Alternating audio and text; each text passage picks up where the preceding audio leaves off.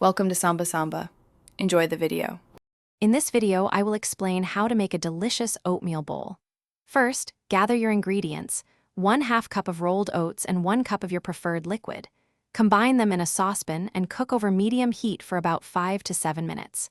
Remember to stir occasionally to prevent sticking and ensure even cooking. Once it reaches your desired creaminess, remove it from the heat and let it rest for 60 seconds. It's that simple. The liquid you choose significantly impacts your oatmeal's final taste and texture.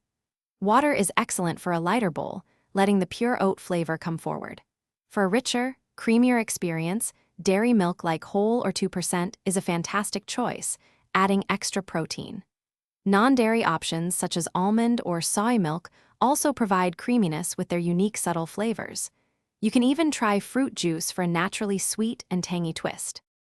Now for the fun part, toppings. These can transform your oatmeal into a gourmet meal. Fresh fruits like berries or sliced bananas add natural sweetness and essential vitamins.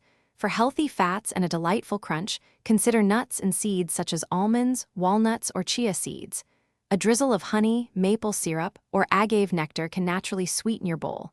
Don't forget spices like cinnamon or nutmeg for an aromatic touch. Get creative. Here are a few tips to perfect your oatmeal bowl.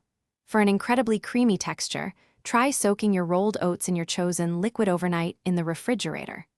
A tiny pinch of salt added during cooking will surprisingly enhance all the natural flavors of the oats. Don't be afraid to experiment with different spices like cardamom or allspice for unique and warm flavor profiles. Finally, adjust the liquid amount slightly to achieve your ideal thickness. Whether you prefer it thick or a bit looser, enjoy your perfect bowl. Thanks for watching.